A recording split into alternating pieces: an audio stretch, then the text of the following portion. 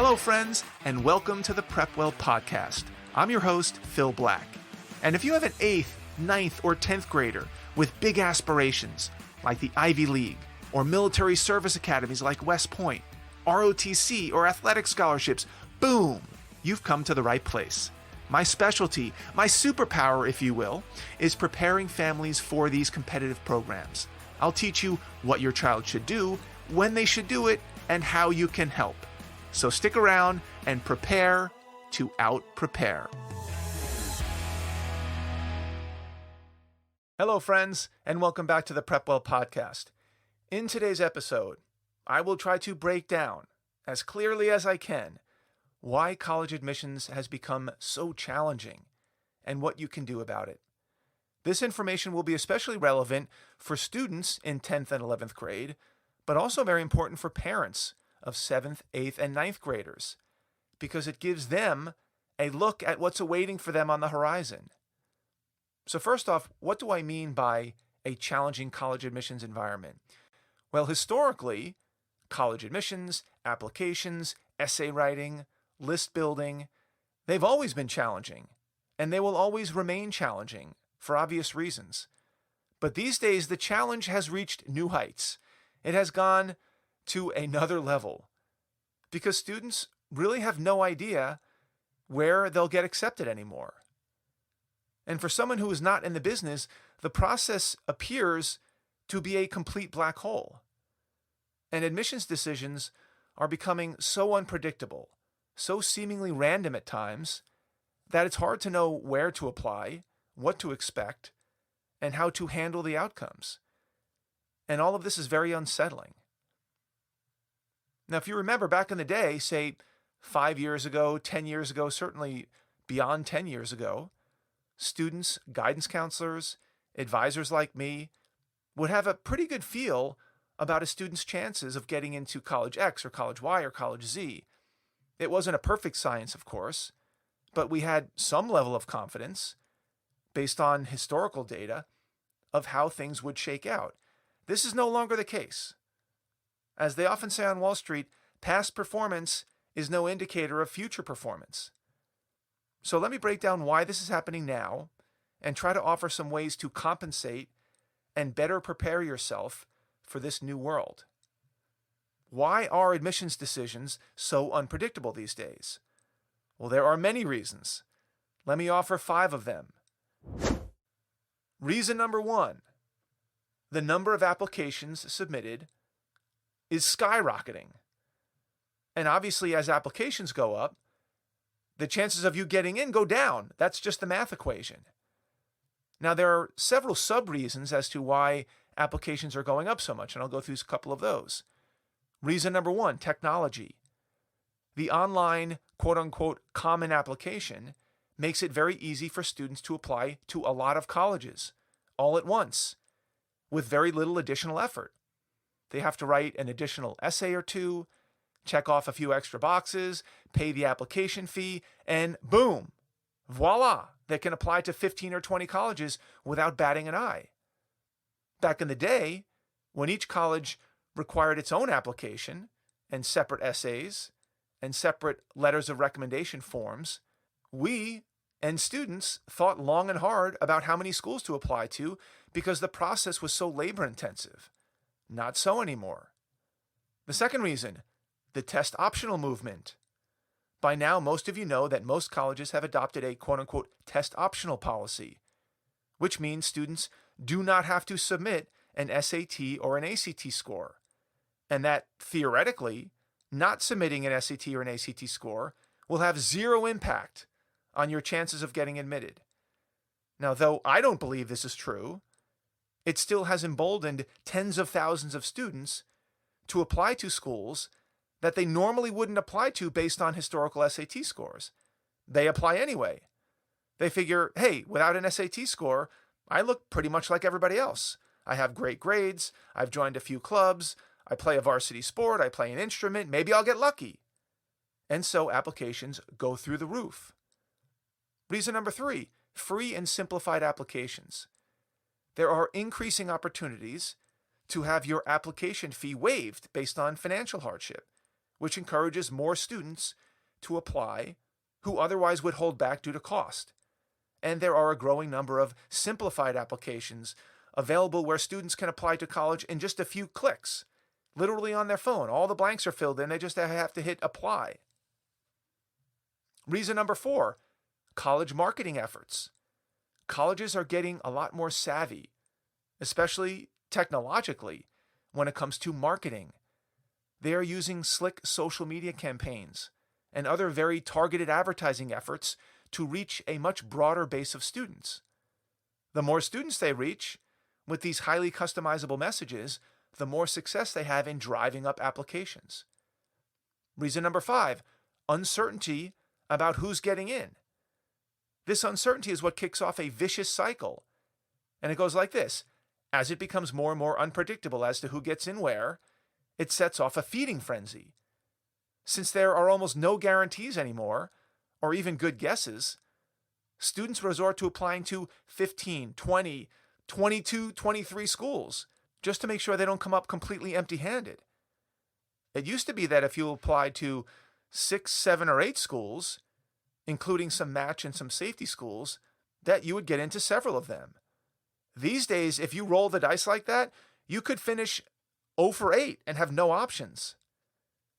So to avoid such an embarrassing fate, students overcompensate and apply everywhere. The 6th reason, virtual visits.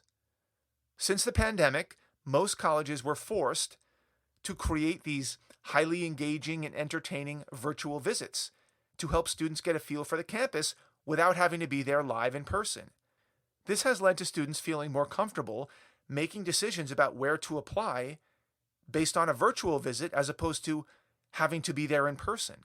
This has opened up a whole new category of applicants who used to limit their applications to local schools instead of taking a bet on a school across the country that they couldn't visit because of the pandemic or because it was too expensive. That's not the case anymore. Every school now seems to be a viable option. Reason number 7, college incentives. Colleges are in on it because remember, the more applications a school gets, the more selective they will look in the rankings. It's an optics thing. If a school normally gets 15,000 applications and accepts 1,500 students, that's a 10% acceptance rate. What happens to the acceptance rate when 30,000 students apply? Twice the number that usually do. Well, the acceptance rate drops down to 5%. Whoa, they just got a heck of a lot more selective overnight. And selectivity equals exclusivity. And exclusivity means that they must be better, more prestigious, and will likely move up the rankings. And now these schools can charge more. They can attract more accomplished professors. They can install a lazy river and a rock climbing wall in the dining hall. They can get more alumni donations, and so the cycle continues. Colleges have incentives to juice the number of applications they receive because it artificially pushes down their acceptance rates. So all of those 7 items all have to do with increasing the number of applications. Let's go to reason number 2. Predictive enrollment models are all screwed up. With so many applications to deal with, for the reasons we just discussed, the historical models of how many students will enroll compared to how many are offered spots, also known as yield, it's all messed up. Colleges can't count on the way things used to work anymore. And this is a problem. Colleges have to make sure that they have enough students to fill their spots so they can meet their revenue targets. But not too many, because they don't want to have to turn students away after they've been admitted. That's embarrassing. This is a top priority for them, financially and otherwise. And if they can't trust their yield model, their predictive enrollment model, and they don't want to risk over-enrolling students, they end up waitlisting a ton of students just to make sure that they don't come up short at the end of the day. For example, if they used to offer spots to 10,000 students, knowing that about 5,000 of them would accept, but now there's a chance that only 2,000 might accept, they can't take that chance. They can't come up 3,000 students short. They'll go out of business. So they waitlist 5,000 students, until they figure out who will accept or not.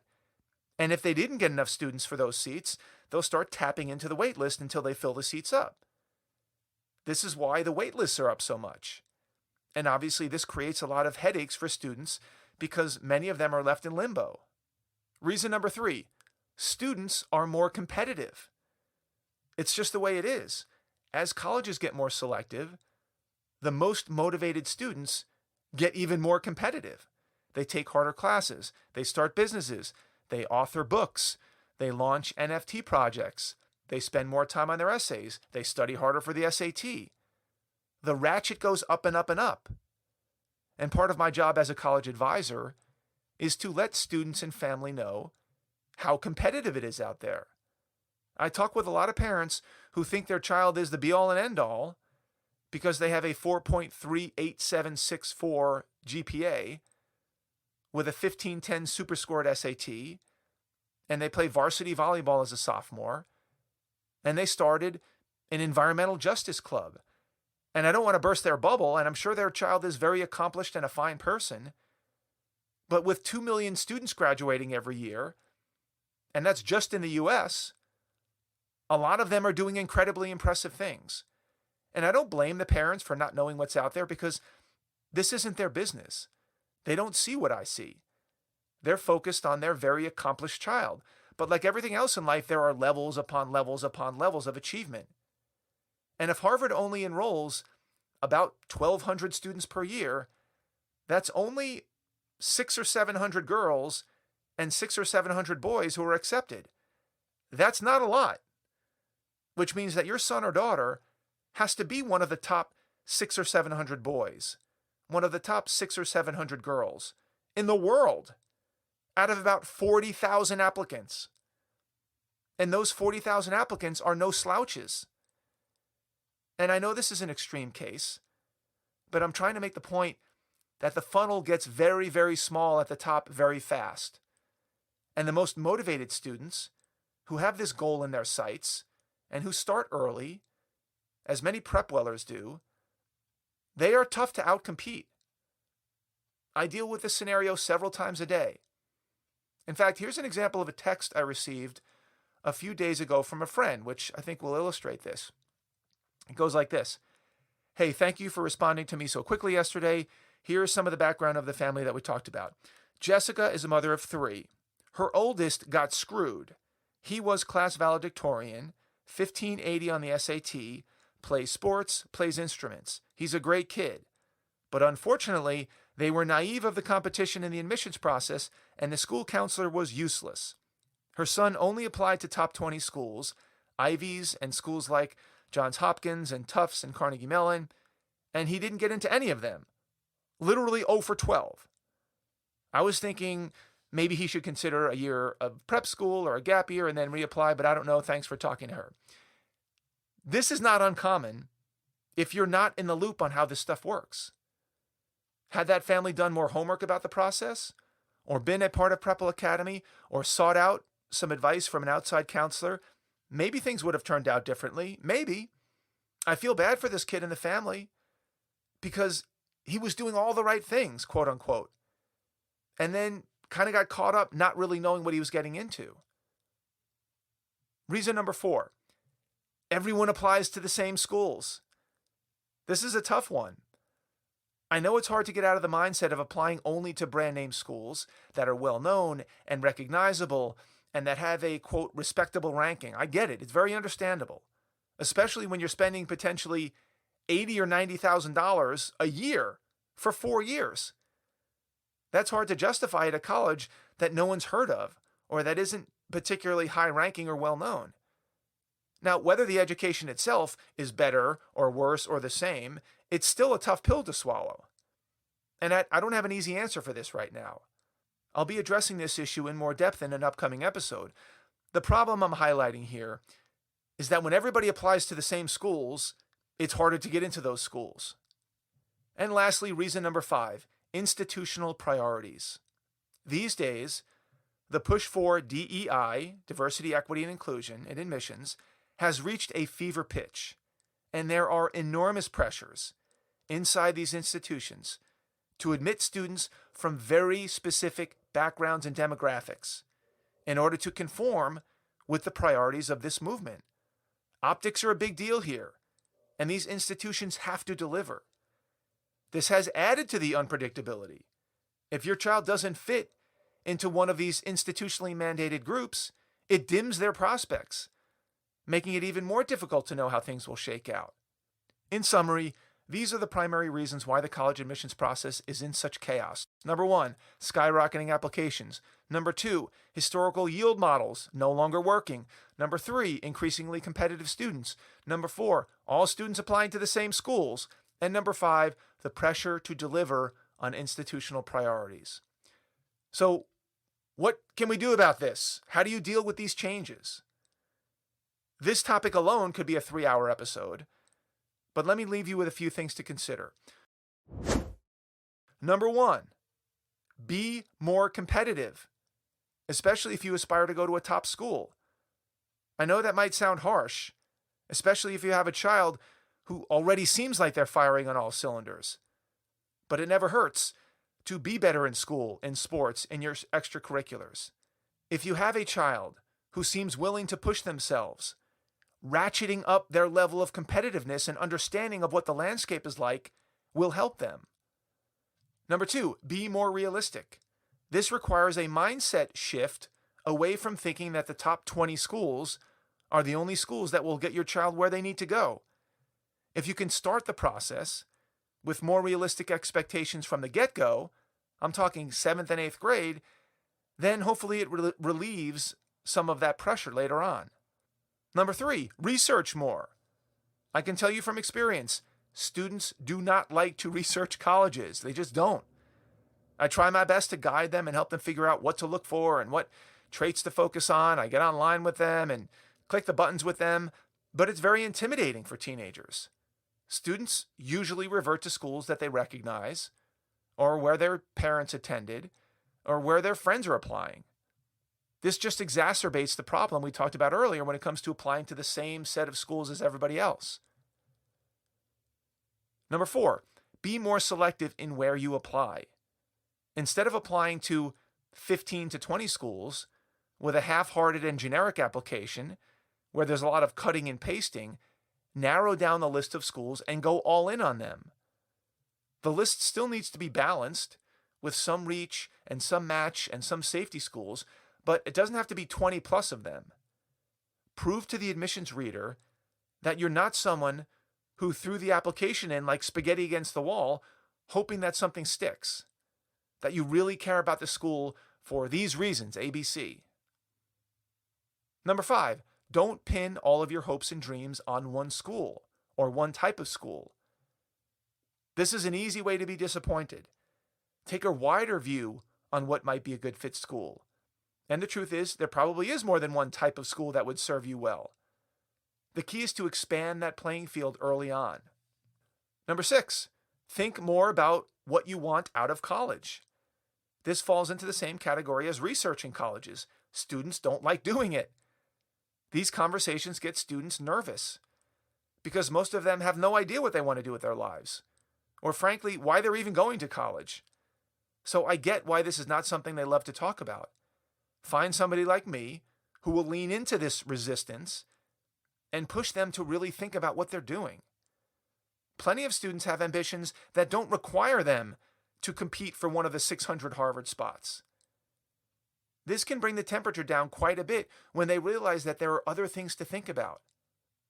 Students are lazy. They don't want to think about these things. They want the brand name of the school to solve all of their problems and to figure out their future for them. And that can be a pretty risky and expensive proposition. Number 7, be a PrepWeller. If you aren't a PrepWeller yet, I suggest you enroll. The earlier the better. The earliest you can enroll is the end of 8th grade, in June. My weekly video lessons won't solve all of your problems, but they certainly will give you the guidance, and when I say you, I mean you and your child, give you the guidance that you will need to prepare yourself well for the admissions process. You don't want to get caught regretting that you hadn't gotten smarter about this process earlier. The earlier you start receiving these messages, the more prepared and the more competitive you will be. And lastly, number 8, be an athlete. If you're a recruited athlete and a coach puts an asterisk next to your name in admissions, and you get pre-screened, and the admissions office gives you a thumbs up or a conditional letter of acceptance ahead of time, many times you'll bypass all of this drama and waiting and wondering. You'll get admitted straight away. It's one of the few paths these days that gives students visibility on where they'll be admitted.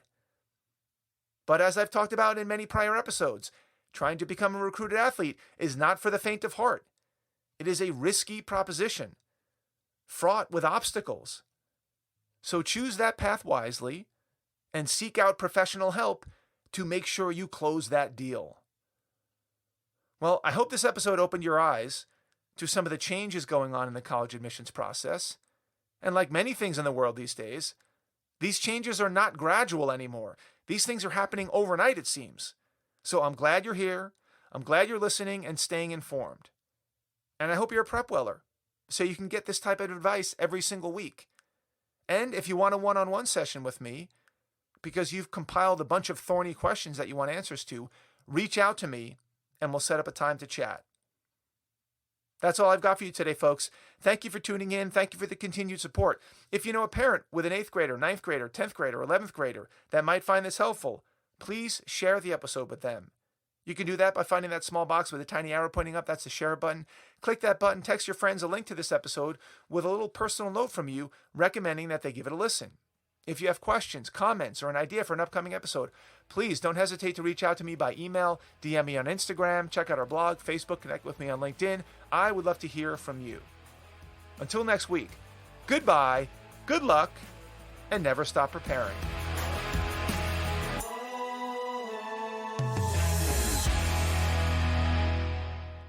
This podcast is brought to you by PrepWell Academy. PrepWell Academy is my one-of-a-kind online mentoring program that delivers to your 9th or 10th grader a short, highly relevant video from me every week, every Sunday in fact, where I give them a heads up about what they should be thinking about to stay ahead of the game. To get these valuable lessons into your child's hands, please head over to PrepWellAcademy.com and enroll your child today.